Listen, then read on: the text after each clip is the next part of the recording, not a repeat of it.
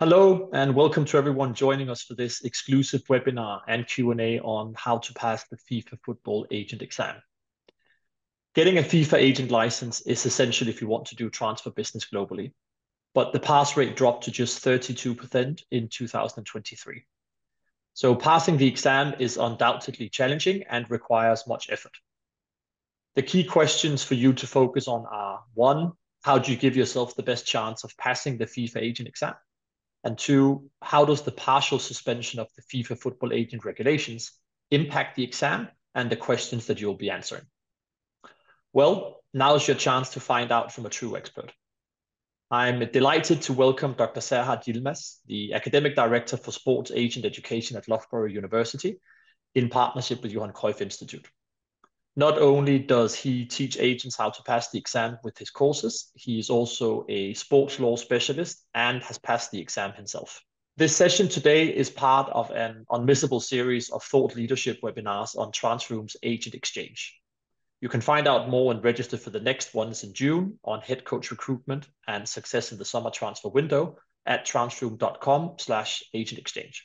Dr. Serhat will shortly be answering your questions, so please put them in the live chat. But first, for the next 15 minutes or so, he will explain what you need to know about the exam. Please welcome Dr. Serhat Yilmaz. Thank you for introduction, Frederik. And it's a pleasure to be here online with the participants and TransferRoom. I'm just gonna present for next 15 to 20 minutes on some of the key areas I think you need to be aware of, and then we can take your questions. So what I'm going to present, first of all, to give us the context for the exam, is just a quick overview about the exam. And also I'm going to touch on this drop in the success rate in the exam that we experienced during particularly the September 2023 exam. Then I'm going to talk about the global partial suspension of FIFA Football Agent Regulations and its impact on the exam. And then finally, I want to talk about the strategy for utilizing FIFA study materials during the exam. So, first of all, the exam overview. So what do we know about the exam? We know that, first of all, this is an online exam. So what this means in practice, I'm assuming majority of you will be taking the exam on the 22nd of May. And basically, you need to be in a physical venue that is determined by your respective member association. And literally, when you turn up at the venue, you are going to log on to your FIFA agent platform, and then you will access the exam via agent platform. We also know that there are 20 questions. So this is the format of the exam, and they are MCQs, so multiple choice questions. And also, as I said, it's an open book exam. So what this means, during the exam, the FIFA study materials will be available and permissible to access. And it's a 60 minutes exam, so an hour, and you need to answer all of the 20 questions. And the pass grade is, you need minimum 15 or more correct answers. So it's 75% of the questions you need to answer correctly. And as I said, for the 2024, we know that there are 2 exam dates. And if you are sitting the May exam, you already know it's on 22nd of May, 2024. And for those who are not planning to take the May exam, but wants to take the exam later in the year, we know that there will be another exam date during November 2024.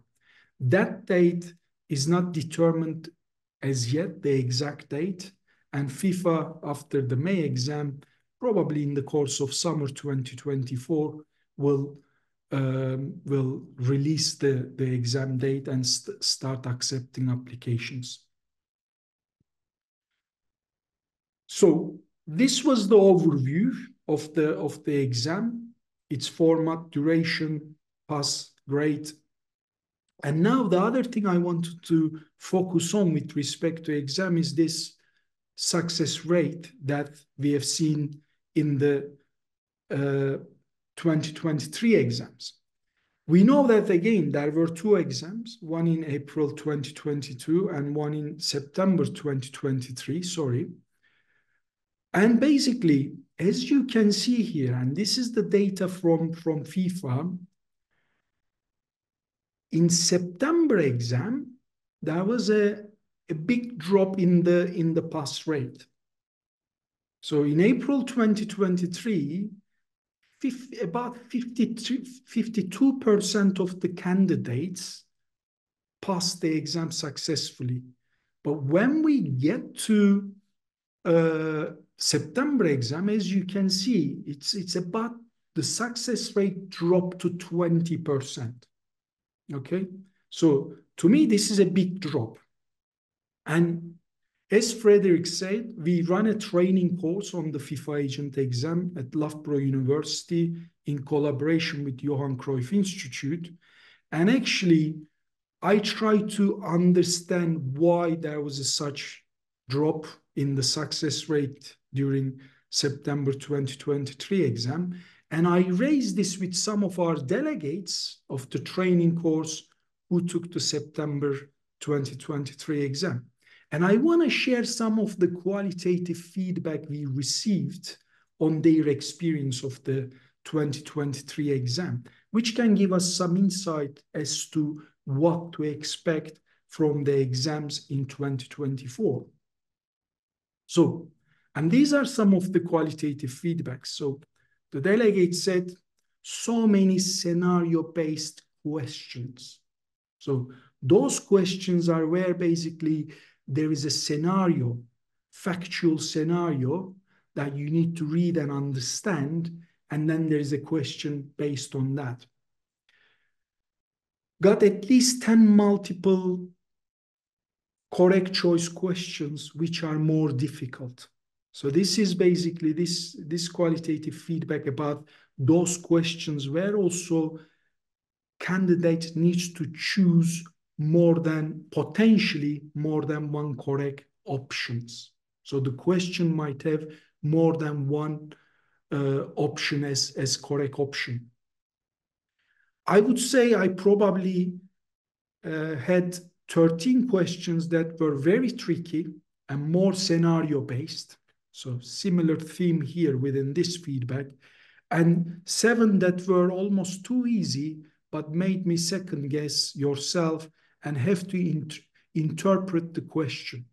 So this feedback is about also, how candidate needs to interpret the question. So although they may not be so difficult, but it still requires some form of interpretation, which then requires understanding of the question for the candidate to answer.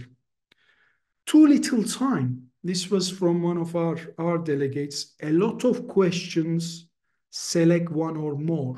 So the point here is, again, this delegate was talking about the experience that he or she had about having more of those questions where actually the correct options might be more than one. So, therefore, based on this insight, what you might expect in the exam during 2024. Perhaps those questions that are scenario-based and text-heavy, and also possibly of having more than one options as correct answers. So what I define as select one or more questions as the correct answers. So this is important to appreciate, because for me, during the exam, when you've got 60 minutes and when you've got a scenario-based, tech-savvy questions, obviously, first of all, it will be more time-consuming, but also it's going to put pressure on you because effectively you will be processing so much text. So I think it's important to sort of try to practice tackling these type of questions. I know in the FIFA mock exam that everybody can access and complete through the FIFA Agent platform prior to the exam. And I strongly advise you to take those mock exams in the platform that you will see this type of questions, okay? Perhaps practice how you would approach those questions, how much time you would spend so that you can work on your strategy during the real exam as well as work on your time management. Okay, now let's think about also this FIFA Football Agent Regulations and the global suspension, and particularly what is examinable in particularly May 2024 exam, which is upcoming. Now, what we know, first of all, FIFA back in January 2024 is suspended certain provisions of FFAR. And when we look at the study materials, January 2024 edition, within that, there is this text. And the key part of that text, which is in the introduction section of the study materials, states that the exam, and this is May 2024 exam on the 22nd of May, will not be based on the suspended provisions of the FFAR as per FIFA Circular No. 1873. So basically what this information is indicating, those suspended provisions of FFAR which are outlined by FIFA Circular 1873 will not be examined. When we look at this circular, which is, by the way, available, publicly available online, we know that the circular outlines number of provisions of FFAR that are suspended because of ongoing legal challenges against these regulations, FIFA Football Agent Regulations. Now, to put this into context, when we look at the regulatory text, and I try to highlight those provisions that are impacted by the partial suspension by FIFA, as you can see, actually, the impact is quite substantial. And therefore, here we can see that all these provisions of the FFAR, which are outlined under the Circular 1873, they will not be examined during the May 2024 exam.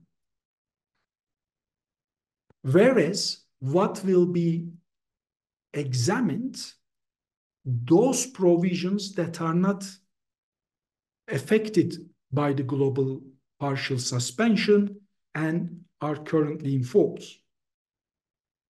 And they are, as outlined here, for instance, the whole licensing regime provisions, becoming a football agent, representation contracts, those service fee provisions, and those are some sub-provisions of the certain articles, such as payments on behalf of players, agent entitlement to a service fee, those unaffected provisions around the service fee provisions are examinable. Representations of minors, whole Article 13 is unaffected, examinable, as well as rights and obligations of clients. So therefore, what is important at this stage for those participants taking the exam on 22nd of May 2024, that first of all, when you are studying FFAR, focus on these provisions. Perhaps you should have been studying the study materials by now, and as you are revising now in this final week, so make sure that you focus on these provisions that are unaffected and currently enforced by unaffected by the global partial suspension and currently enforced, and study them well, learn them well, so that you'll be able to tackle all those questions potentially on FFAR based on these provisions. Okay, so this is quite fundamental in my view that you need to understand and appreciate with respect to what is being or what is going to be examined in the May exam from FFAR.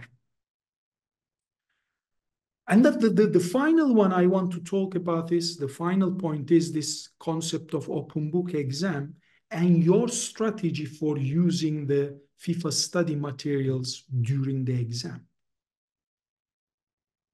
What we know, again, from the study materials as well as FIFA Agent Exam rules, you have two options to access the study materials during the exam.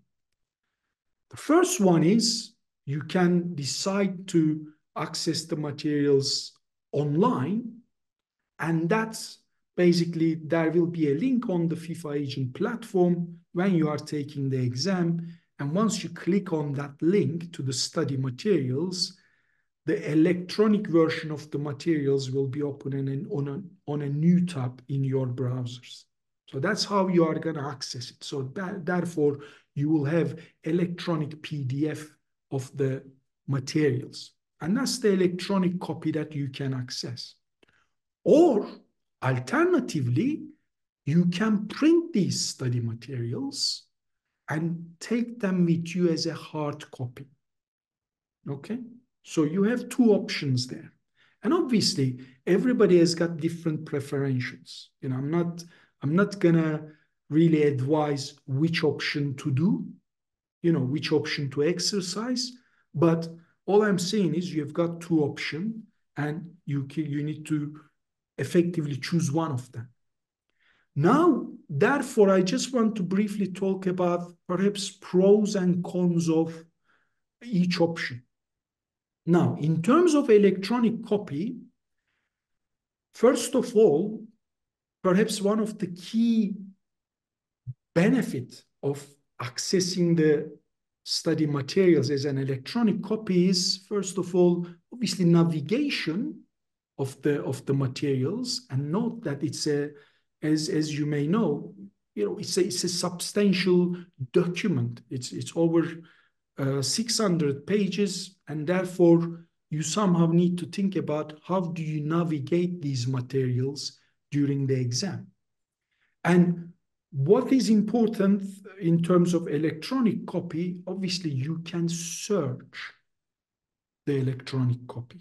So you can have some keywords to search when you are analyzing and working on the questions.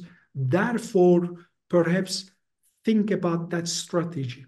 So when you are, for instance, completing the mock exam on the FIFA Agent platform, make sure you click on that study link, access the electronic copy, and then as you are working with the questions, make sure you are sort of practicing how you will do keyword search and how you would navigate the materials. Okay, so this is an important functionality or functionality that you will have if you access the materials electronically.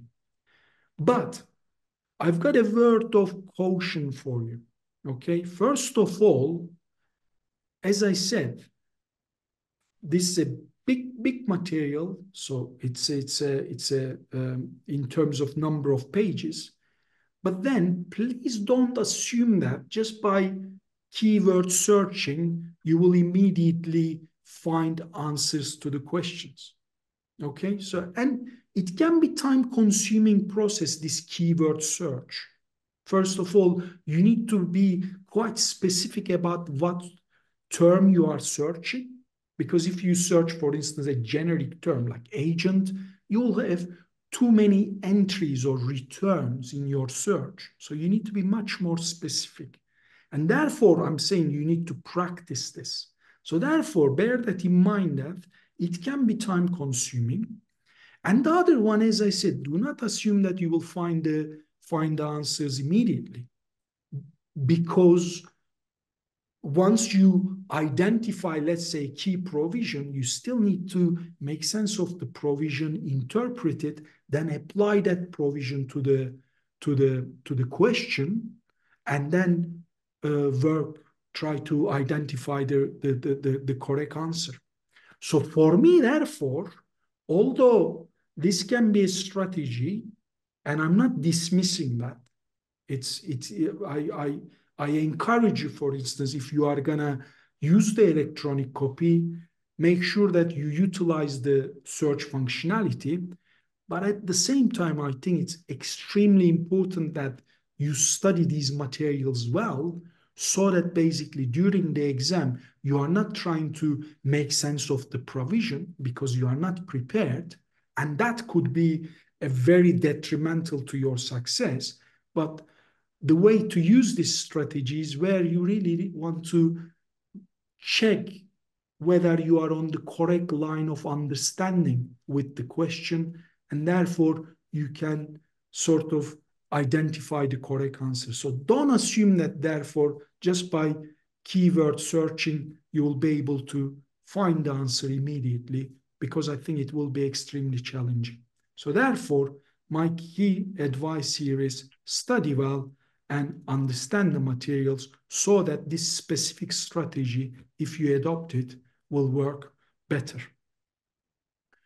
In terms of the hard copy, so it has also some of its benefits, I suppose. And the big one perhaps is, first of all, you can make notes on the hard copy. Okay? So, and if you are taking the hard copy, make those notes. You can highlight it and make notes on the hard copy. So what is important to note here is that those notes can only be done on the hard copy. So in other words, you cannot take your notes separately alongside the hard copy. Well, that's very important. So any additional material you want to take except the hard copy is not permissible. So therefore, if you are utilizing hard copy, make your notes on the copy itself, because separate notes or any additional material is not permissible. And then perhaps again, you need to think about how you are going to navigate the hard copy. Okay? So therefore, think about, for instance, using divider binders for each material, for each regulation, and the safeguarding materials, so that when you are searching, you are navigating the hard copy, you will be able to basically flip around and access to each material quickly. And then obviously you need to again navigate and identify the right provision to sort of utilize the materials for the purpose of answering the questions. Okay, so this is also quite important, because as I said, it's a big document, and if you take it as a hard copy, somehow you need to think about how you are going to navigate it again. And these are the things really I want to talk about, and I want you to reflect. So think about the type of questions that might come in this next exam. And for me, I think expect scenario-based tech-savvy questions, and those with select one or more options. So where more than one option might be the correct answer. And obviously in those type of questions, you need to select all of the correct options in order to correctly answer the question. And then think about how you are studying the FIFA Football Agent Regulations so that you can right now revise and focus on those provisions that are not affected by the global partial suspension of the FFAR and therefore examinable in the May exam, and then also reflect on your strategy about how to utilize and access the study materials during the exam itself. Now, to finalize the presentation and focus on your questions, as I said, we have got our training course, which is fully online training course, and we have been helping our delegates since May 2023. And in this training course, basically, we cover everything from the study materials to exam strategy, as well as we have got a number of mock examinations where our delegates can literally experience and get ready for, experience the exam and get ready for the real exam. Okay? And this is where I'm going to stop and we can start taking your questions. Thank you. Thank you very much, Dr. Serhat, for these expert insights. No doubt that our attendees found it incredibly useful ahead of the next FIFA Agent exam coming up here later in May. We've had a lot of questions from our audience and we'll now be putting those to you. If you have any more questions, audience, please keep them coming and we'll do our best to get through them.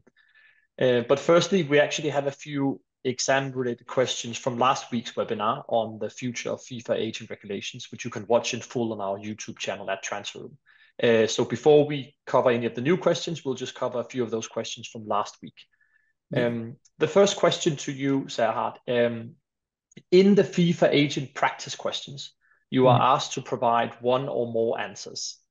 I gave 2 correct answers and I got the question wrong because there was a third answer that was also correct. Can you talk a little bit about why that is so? Okay, and that's exactly the point I'm making. And in our training course, we cover this. There are different types of questions that you can expect in the exam. Okay, but in terms of the correct choices, you usually have the select one questions, and the question text clearly states that. So pay attention to that. It will say select one in the question text. That means that question is there is only one correct answer. And then you've got those which states select one and more, one or more. And those questions where I define as basically potentially having more than one option correct. And as I said, in order to answer those type of questions correctly, you must select all of the correct options. So in this example, if there are 3 options that needs to be selected because they are the correct options, and if the candidate selects only 2, that means for the system, they are not answering because they are not selecting all of the correct options. That means they are not answering the question right. That's why then in turn, when probably this individual that posed the question, when they review their answers, that's why they see that the system indicates that question as wrongly answered or incorrect. But that's the reason. So therefore, it's very important when first of all analyzing the questions, look at the question text and identify whether it states select one or select one or more. If it's a select one or more question, you should automatically think about potentially more than one option being correct in that type of question and work with that. And then it becomes a question of whether it has 2 or 3 or even more answers, I guess. Exactly. So this is the other thing. Select one or more means there might be more than one correct option, but it doesn't mean that there is always. This is the caveat, and this is the tricky aspect of those questions. And obviously, that's the assessment of the candidate during the exam to ensure that, yeah, the correct options are identified. There was another question from last week from Caden Morrison. The question goes, in the FIFA exam on the FIFA Agent platform mock, will those questions be the same questions on the exam, or are they just trial questions? No. So as far as what we know from FIFA, mock exams and real exam questions are different. There are different pools of questions dedicated to mock exams and the real exams. So therefore, candidates who are completing practice exams or more mock exams, as we call them, they shouldn't expect those questions also in the real exam. If we move on to some of the questions from today's session here, there's a question from Anon, and it's about who can be a football agent. And it's basically professional players, professional coaches, amateur players, amateur coaches. And he's saying, I cannot understand the basis for an amateur coach not being allowed. If you could please explain that further. And this is about the eligibility requirements, isn't it? Well, there is eligibility element. I mean, this is with TransferRoom, we did also a step-by-step guide for the registering for the FIFA agent exam. And what we outline there and what we know is you need to go through, actually, exam is the part of the licensing process. And within that process, before actually being able to allow to take the exam, candidate needs to be verified against their eligibility to have the license. And that's where there are certain restrictions around, profile of individuals that who are eligible to have the FIFA Football Agent license. And what we know from the regulations, particularly those officials of the game, FIFA defines it as, obviously they are restricted. They are not eligible to take the exam. So therefore, those profile of candidates, therefore they won't be eligible. That would be my answer to that question. So it's about eligibility, basically. Yes, all clear. Thank you for that. So there was another question from Anon as well. It's, are we able to use an online version of the FIFA study materials, or does it have to be printed out? And if it is accessible via the agent platform, is there a search function enabled on those materials? Correct. Again, this was within the presentation, and you will have one of the two options: either access it electronically via study agent platform, or take the hard copy. That's your choice, okay? When you access the electronic copy, as I said, it will open a new tab in your browser, and without knowing what type of computer you are using, for instance, I use Mac, and the search functionality was there. So therefore, my piece of advice would be, if you are completing the FIFA practice exam, make sure that you open your study materials in your device and then practice with the search functionality, I would say. But you should be able to search unless your system doesn't allow it. And I don't think it would be the case. As I said, with Mac, my Mac, I am able to search the electronic file. All clear. Milton Fantas has a question here where he asks, how realistic is the practice exam to the actual questions or material that will be used in the exam? I would say, because I completed the practice exam myself as well, because I took the exam in April 2023. And the way I worked with the practice exam was to get the feel of the style of question, the ways the questions are formed. I think that's very helpful in that respect.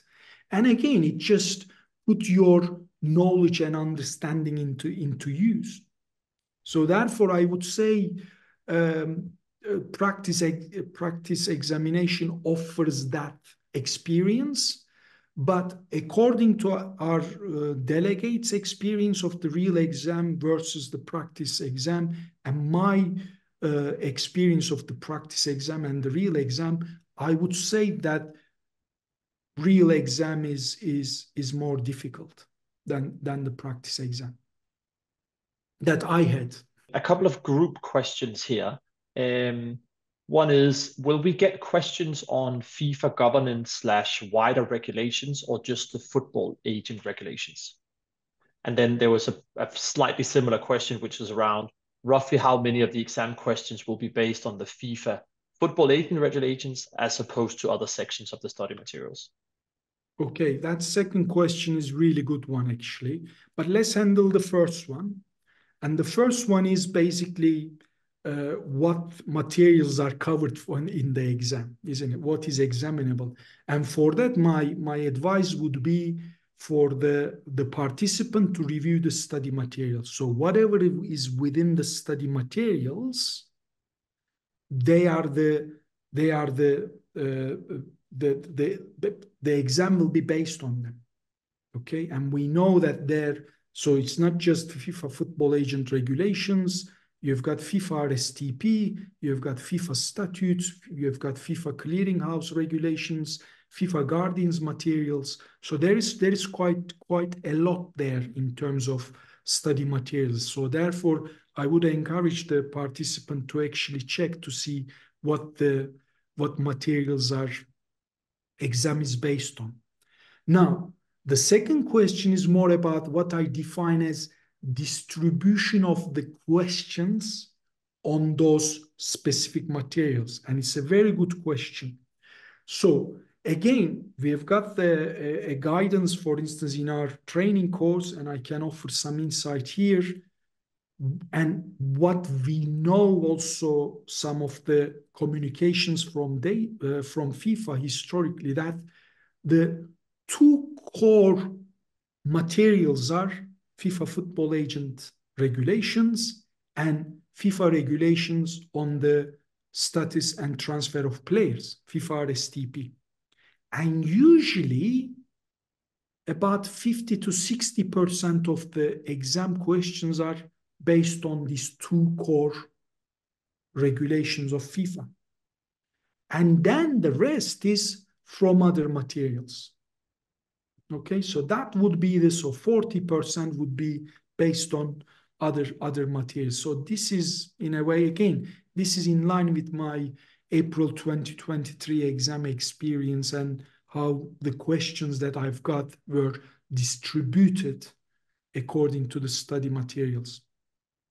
Now, and the reason I say this, because one thing to add also, that bear that in mind, each candidate gets different set of questions, okay? So the exam is randomized. So basically every candidate, the system will select 20 questions, and those questions will be randomly selected for each candidate. So there are not 20 set questions every candidate completes. That's why I'm saying, from my experience, this was type of distribution that I had in my exam based on those study materials. All clear. And I think just along these same lines here, Serhat, can you give an example of the structure of the test and how many questions from each field or part of the exam materials you would expect to be asked? And again, this is sort of in line with the experience. I would say 5, 6 from FFAR, FIFA Football Agent Regulations, 5, 6 from RSTP, FIFA regulations on the status and transfer of players, and then the remaining 7, 8 there is going to be on other materials. For instance, in my exam, I had 2 based on FIFA Guardians, so those safeguarding materials. Yeah, so it will be distributed accordingly. But that's what I would say in general. Another group question that's been asked by a few different participants here. Is there a way, or is there any way I can get a translated version of the study material to take with me to the exam? Okay, this is actually an excellent question. And I am not sure if there is a translated version available, because we know that those materials which are published, as far as I know, and I can check this again, and I might need to check this perhaps, but as far as I know, the available one is in English.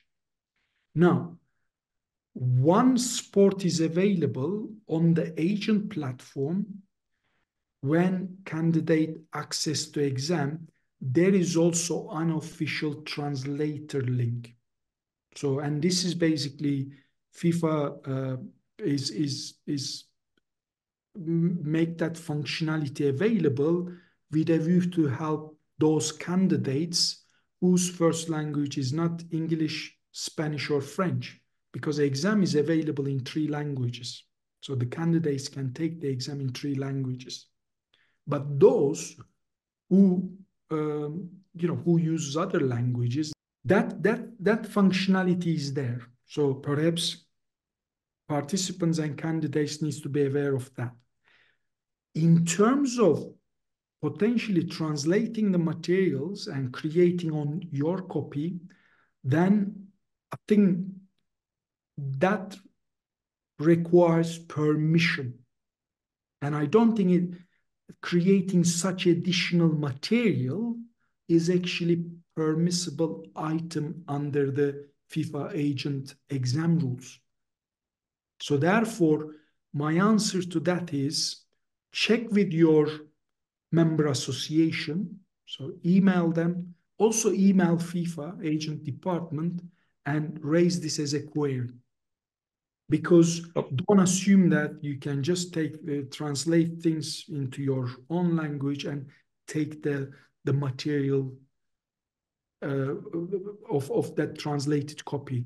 I think it will constitute, as I'm interpreting the rules, is it will constitute non-permissible material. Because the rule is clear. You can either take the hard copy of the study material, official study materials of FIFA, or access the materials via electronically. We are fastly running out of time. I have 2 very quick questions lastly, Serhat, that you can hopefully answer in very few words here. The first one is, how much is the exam? And the second one is, can you go back to questions during the exam once you've answered them? Okay, good question in both of them. So I'm assuming that how much question is the fee question. Okay. One thing to note, the exam fee is determined and charged by the member associations, because obviously they administer the exam, isn't it? So they arrange the venue, they invite the candidates on the day, and then candidates access the exam via agent platform online. That's basically what's going to happen on the day. Therefore, FIFA gave flexibility to member association to dictate and determine an exam fee to cover those administrative and logistical costs that they might incur. And that cost vary from member association to member association. That's what I would say. So therefore, those participants who are planning to take the exam, check that with your member association. And obviously, if exam fee is not paid, the candidate will not be allowed to take the exam. That's another condition or precondition about the fee. So make sure that you know the level of fee, and obviously you need to pay. And then the second question was, Frederik, can you just quickly remind me? The second question was just very quickly whether you are able to go back to questions during the exam once you've answered them. Correct, yeah. So what will happen when you start your exam on the agent platform, then you will be there is a navigation panel you will see with the numbers of the questions, and you can actually click that navigation panel to jump between questions. You can, if you are not unsure about the question, you can leave it without answer and move to the next one. But also you can red flag it in order to remind yourself maybe which question you are not answering. So all those navigation functionalities are there. That's why my advice to all of the participants and candidates to make sure they do the practice examination on the FIFA Agent platform so that they can experience the platform as well and practice those functionalities. That is unfortunately all we have time for. First of all, a big thank you to you, Serhat, for your expert knowledge on the FIFA Agent exam and for helping to give you the best chance, everyone here, the best chance of passing. And also thank you to the audience for watching, for engaging, and for submitting your questions. The full video from this webinar will soon be posted on our YouTube channel at TransferRoom. So please subscribe so you're the first one to see the full video, and you can also check out all our other latest video content. This is the second thought leadership webinar in our series on the TransferRoom Agent Exchange, where you can find unmissable industry knowledge on regulations, market insights, transfer trends, and much more. We wish all the agents taking the next FIFA exam good luck. And if you want to take your knowledge to the next level, you can also find more about Serhat specialist courses for agents, including on the FIFA exam, with our links in the description on the YouTube video. And once you've passed, you can take your transfer business to the next level, open up the global market, and build your reputation as a trusted agent on TransferRoom. Visit transferroom.com to find out more. Thank you all for watching, and goodbye.